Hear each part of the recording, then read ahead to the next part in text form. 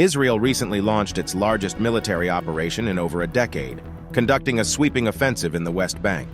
The main target of the raids was a refugee camp near Jenin, aimed at countering terrorism and eliminating militants. Tragically, the operation resulted in the loss of at least 11 Palestinian lives, with 80 others sustaining injuries. The West Bank, a contentious region with nearly 3 million Palestinians and over 600,000 Jewish settlers, has long been a flashpoint in the Middle East. While international bodies consider it occupied by Israel, the Israeli government disputes this, administratively controlling 60% of the land in Area C.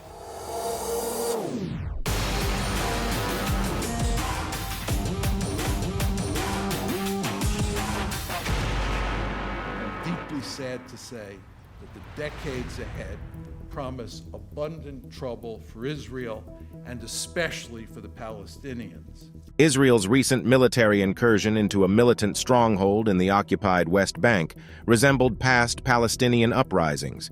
The operation involved the use of drones and the deployment of hundreds of troops, resulting in the deaths of at least 8 Palestinians and numerous injuries.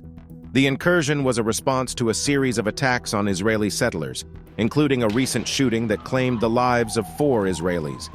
Israeli forces remained in the Jenin refugee camp, engaging in clashes with militants, using bulldozers to navigate narrow streets, and conducting airstrikes. The violence and casualties drew widespread condemnation, with Palestinians, neighboring countries, and the Organization of Islamic Cooperation expressing disapproval of the operation. It is not acceptable for there to be armed attacks in areas of high population density, and that's the case. All parties need to abide by international humanitarian law. The United Nations, alarmed by the scale of the Israeli forces' operation in a densely populated refugee camp, mobilized humanitarian aid to address the situation. Although the Israeli defense minister confirmed that the operation was proceeding as planned, its duration remained uncertain. The intensified airstrikes and troop deployment represented a significant escalation not witnessed since 2006. The operation unfolded against the backdrop of long-standing tensions in the region, with Palestinians emphasizing the need for a political solution and an end to the occupation. You take a look at the reports from, say, Jenin by British correspondents like Peter Beaumont in the London Observer. He says the worst atrocity there was the Apache helicopters buzzing around, destroying and demolishing everything. Yeah, this is enhancing terror. The Palestinian Health Ministry reported 8 fatalities, including young men and teenagers. There exist regional ramifications and the possibilities of further violence, as Islamic Jihad threatened retaliation from Gaza if the Israeli aggression persisted, while Lebanon's Hezbollah also condemned the attacks. During the West Bank operation, Israeli forces claimed to have discovered multiple explosives manufacturing facilities in the Jenin refugee camp, containing a large number of ready-to-use explosive devices, concealed weapons pits, two-way radios, military equipment, improvised explosive devices, and an instructional guidebook. They turn mosques into armed catches, as we saw just 2 days ago in Jenin. They utilize hospitals as rocket launch pads. They use schools and even UNRWA schools as cover for terror tunnels. The soldiers engaged in shootouts with armed individuals, resulting in the neutralization of one gunman and the injury and capture of another suspect, while no casualties were reported among the IDF soldiers. Jenin has become a safe haven for terrorists. From that safe haven, terrorists perpetrated savage attacks, murdering Israeli civilians, men, women, and children, as many children as they could find. To understand the current situation in the West Bank, it is important to examine the historical context of the Israeli-Palestinian conflict. The conflict traces back to the late 19th century, but it was in 1947 that the United Nations adopted Resolution 181, known as the Partition Plan, which aimed to divide the British Mandate of Palestine into separate Arab and Jewish states. However, this decision led to the First Arab-Israeli War in 1948, resulting in the creation of the State of Israel and the displacement of approximately 750,000 Palestinians. The territory was subsequently divided into 3 parts: the State of Israel, the West Bank, and the Gaza Strip. Tensions escalated in the following years, particularly between Israel and its neighboring countries of Egypt, Jordan, and Syria. The Six-Day War in 1967 saw Israel launching a preemptive attack on Egyptian and Syrian air forces, gaining control over the Sinai Peninsula, Gaza Strip, West Bank, East Jerusalem, and the Golan Heights. Further conflicts, such as the Yom Kippur War in 1973, shaped the dynamics of the region and resulted in a series of ceasefires and peace negotiations.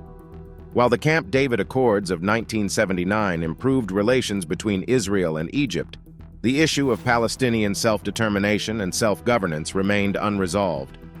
The First Intifada in 1987 saw Palestinians in the West Bank and Gaza Strip rising up against Israeli governance. The Oslo Accords of 1993 and 1995 provided a framework for Palestinian self-governance and mutual recognition between the Palestinian Authority and the Israeli government. However, the peace process stagnated, leading to the Second Intifada in 2000 and the construction of a barrier wall by Israel in the West Bank. We make videos on current issues. Support us through your likes, share, and subscribe our channel as well. We do not need more debates. What we need, action. We want the Security Council to act in a different way. We want the Secretary General to act in a different way. And hopefully, we will see some results. Efforts to revive the peace process continued, including the United States' involvement in 2013. However, the formation of a unity government between Fatah and Hamas in 2014 disrupted the peace talks. The region witnessed further violence, such as the 2014 Israeli-Hamas conflict and ongoing clashes and protests in the Gaza Strip.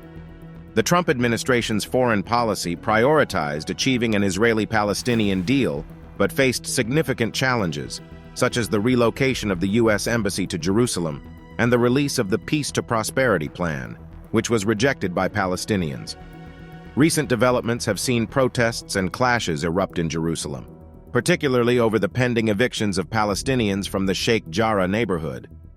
The situation escalated with violence at the Al-Aqsa Mosque compound, leading to increased tensions throughout East Jerusalem.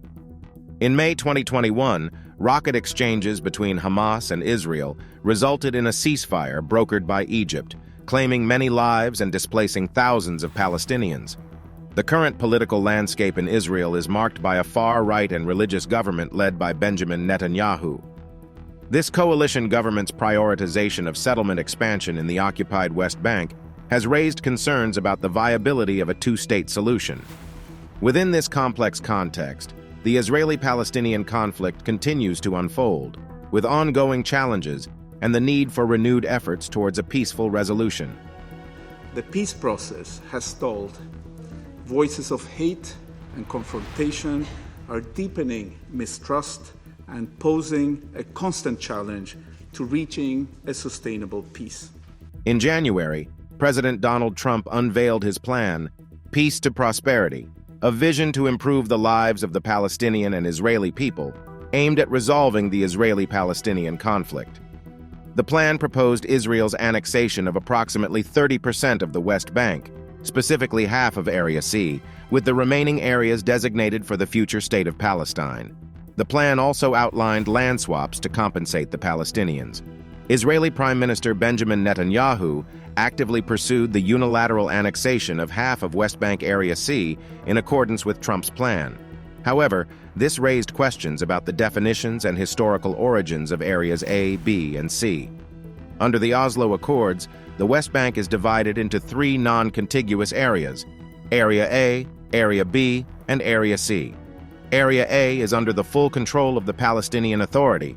Area B involves shared civil and security responsibilities between the Palestinian Authority and Israel, while Area C is under full Israeli control. Area C, covering approximately 60% of the West Bank, has been a major point of contention. Israel's control over this area has allowed for the expansion of Israeli settlements and the implementation of restrictive policies for Palestinian development and construction. I reiterate that settlements are illegal under international law and remain a substantial obstacle to peace. The annexation plan proposed by the Trump administration would have solidified Israel's control over this territory, making a contiguous Palestinian state difficult to achieve. The international response to the annexation plan varied. The United States, under the Trump administration, expressed support for Israel's right to annex parts of the West Bank. Public support for Israel in the United States has never been particularly strong. While several European countries, the United Nations, and the Arab League strongly opposed the move. Critics argued that the plan undermined the prospects for a viable and independent Palestinian state, violated international law, and disregarded the rights of the Palestinian people. Following Israel's signing of normalization agreements with the United Arab Emirates, Bahrain, Sudan, and Morocco in 2020, known as the Abraham Accords, there were hopes that the regional dynamics would shift and create new opportunities for Israeli-Palestinian negotiations. However, the Palestinian leadership rejected these agreements, viewing them as a betrayal of their cause and a violation of Arab solidarity. The recent conflict in the West Bank underscores the ongoing challenges and complexities of the Israeli-Palestinian conflict. The number of casualties, including both militants and civilians, is deeply concerning and emphasizes the urgent need for a political resolution. The situation in the West Bank is shaped by the Israeli occupation, the expansion of settlements, the lack of progress in the peace process, and the absence of a viable framework for Palestinian self-determination. Efforts to revive negotiations and find a just and lasting solution remains crucial. The international community, including regional actors, must actively engage in diplomatic initiatives and support dialogue between the Israeli and Palestinian leaderships. Addressing the root causes of the conflict, such as settlement expansion, the status of Jerusalem, borders, refugees, and security, is essential for a comprehensive and sustainable peace agreement.